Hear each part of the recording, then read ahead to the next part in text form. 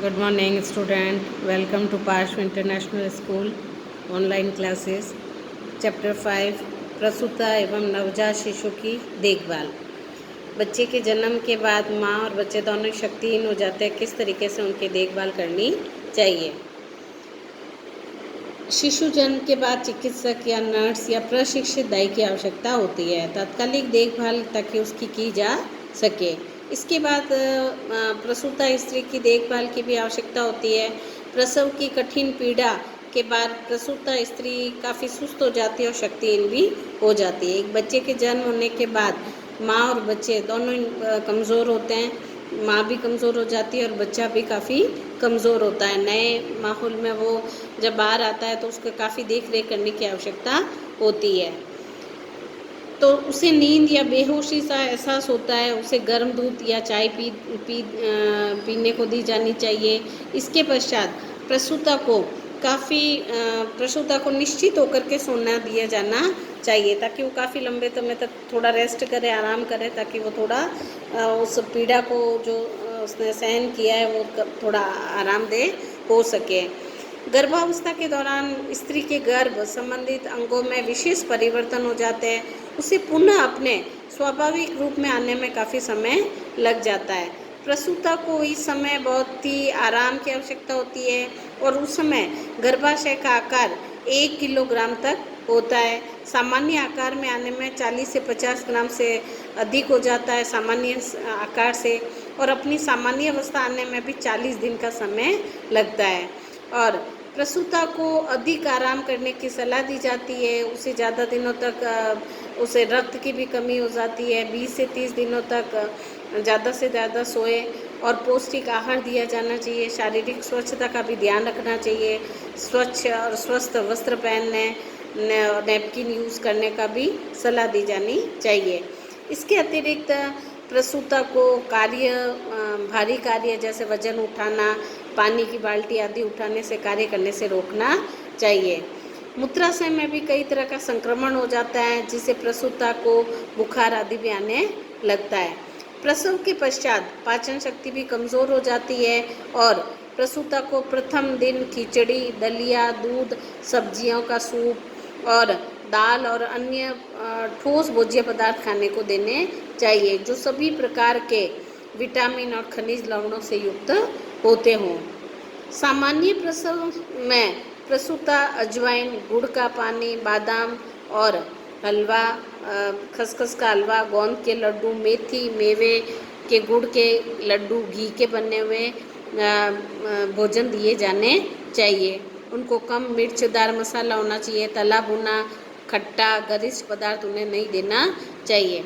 इस समय प्रसूता को 5 से 6 बार थोड़ी थोड़ी मात्रा में भोजन देना चाहिए, ताकि माँ उस भोजन को पचा सके। और 40 दिन, कम से कम 40-50 दिन तक विश्राम की भी आवश्यकता होती है। प्रसव के समय के लिए विशेष तैयारी क्या होनी चाहिए? नंबर 1, अच्छा डॉक्टर का चुनाव करना चाहिए। नंबर 2, प्रसव हेतु स्थान का चयन करना चाहिए। नंबर 3, प्रसव के पश्चात देखभाल के लिए दाई या नर्स का चुनाव करना। प्रसूता के लिए वस्त्र व अन्य सामग्री तैयार करना। घर पर प्रसव की स्थिति में प्रशिक्षित दाई का चुनाव करना। नवजात शिशु के लिए उपयोगी वस्त्र व अन्य आवश्यक सामग्री एकत्रित करना।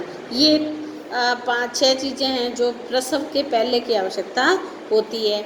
अब एक नवजात शिशु का जन्म हो गया। नवजात शिशु किसे कहते हैं? क्वेश्चन आया हुआ है। गर्भस्थ शिशु को जो माँ के शरीर से जन्म लेता है वह नवजात शिशु कहलाता है।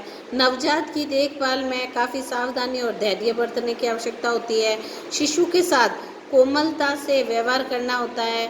9 माह तक शिशु अपनी माँ के गर्भ में रहता है और जहाँ उसे उचित सुरक्षा व तापमान मिलता है। अब बच्चा पहले गर्भ में होता है तो वो सुरक्षित है, लेकिन जैसे ही वो गर्भ से बाहर आता है तो उसे एक नए तापमान में उसको फाइट करनी पड़ती है। उसके लिए एकदम साफ़ सुथरा माहौल हो, ठीक है, सब स्वस्थ कपड़े हो, माँ का पौष्टिक दूध मिल रहा हो और आराम से उसे सोने दिया जाना चाहिए। जन्म के पश्चात शिशु की शारीरिक क्रियाओं में काफ़ी बदलाव आता है।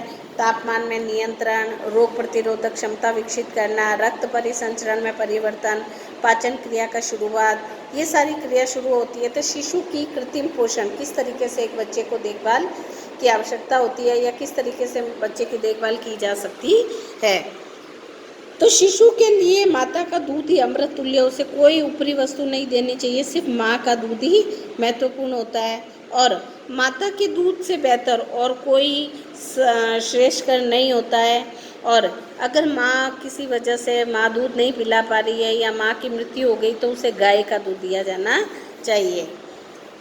उसे कीटाणु रहित ताज़ा सदा उपलब्ध रहने वाला दूध परिष्कृति की कोई गुंजाइश नहीं होती है। गुड़दीय विलय कम एवं सभी गुणों से भरपूर माँ का दूध होता है। स्तनपान कराते समय शिशु के सिर के नीचे हाथ रखना चाहिए, जिससे दूध पीते समय शिशु की गर्दन को सहारा मिल सके। और ध्यान रखें कि शिशु को सांस लेने में तकलीफ न हो, उसकी जगह उसकी नाक न दबने पाए। दूध पीने के पश्चात शिशु को धीरे से कंधे पर लेकर के उसको हाथ फेरें ताकि उसे डकार दिलाई जा सके। शिशु को आहार नाल में उपस्थित वायु निकल जाए और दूध आसानी से पच जाए। दूध पिलाते समय माता को प्रेम, वात्सल्य, ममता पूर्वक प्रसन्नचित होकर के माँ शिशु को दूध पिलाना चाहिए। परंतु कई कारणों से यदि माता शिशु को स्तनपान नहीं करवा सकती है तो शिशु को भैंस, गाय या बकरी या डिब्बेबंद का दूध पिलाना चाहिए। ज़्यादा हो तो माँ को सिर्फ बच्चे दूध ही पिलाना चाहिए, माँ को सिर्फ अपना दूध ही पिलाना चाहिए। माता के दूध के अतिरिक्त या उसके स्थान पर जो भी दूध शिशु को पोषण हेतु दिया जाता है वो उसे फॉर्मूला कहते हैं। पोषण एवं पाचन की दृष्टि से गाय का दूध शिशु के लिए बहुत ही उत्तम होता है। परंतु कई बार अगर गाय का ताज़ा दूध उपलब्ध नहीं होता है तो उसे भैंस, बकरी दूध या दूध पाउडर दिया जा सकता है। अब दूध को कैसे तैयार करते हैं फॉर्मूला। दूध साफ, स्वच्छ, जीवाणु रहित होना चाहिए।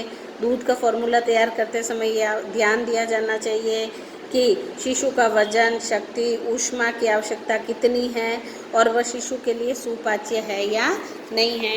दूध पिलाते वक्त बॉटल को साफ सुथरी रखनी चाहिए, निप्पल को धोना चाहिए। सफाई की दृष्टि से चौड़े मुंह वाली बोतल का यूज़ करना चाहिए ताकि अंदर से अच्छे से सफाई हो सके।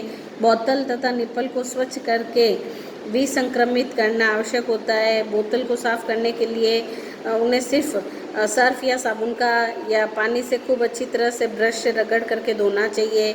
इसके पश्चात उसे खोलते हुए पानी में 10 से 15 मिनट तक ढक कर के उबालना चाहिए ताकि बोतल विसंक्रमण हो जाए। और निप्पल, दूध को पिलाने के पश्चात तुरंत निप्पल को धो लेना चाहिए और उसे अंदर व बाहर दोनों तरफ से ब्रश से रगड़ करके साफ़ करना चाहिए।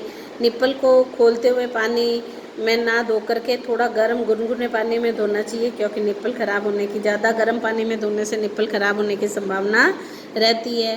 निप्पल को हमेशा चौड़े मुंह की बोतल या जार या प्लेट में ढक करके रखना चाहिए ताकि इस पर मक्खी आदि बैठ करके उसे संदूषित न कर पाए। तो बच्चे की इस तरीके से देखभाल करना चाहिए। बच्चे को बोतल से दूध पिलाने की विधि होती है। शिशु को गोद में लेकर के दूध पिलाना चाहिए। उसी प्रकार जैसे स्तनपान करवाते हैं, शिशु को गोद में लेकर सिर को थोड़ा ऊपर रख देना चाहिए ताकि दूध सांस नली में न जाए। शिशु को तब तक दूध पिलाए जब तक वह स्वयं पीना न छोड़ दे। एक बार भरपेट दूध पी लेने पर शिशु स्वयं ही दूध पीना छोड़ देता है। दूध पिलाने के पश्चात शिशु का मुंह साफ करके उसे डकार दिलानी चाहिए और इसके लिए शिशु को कंधे पर लिटाकर हल्के हल्के हाथ से पीठ को 10 से 15 मिनट तक थपथपाना चाहिए। अब कल पढ़ेंगे शिशु को स्नान करवाना। Thank you.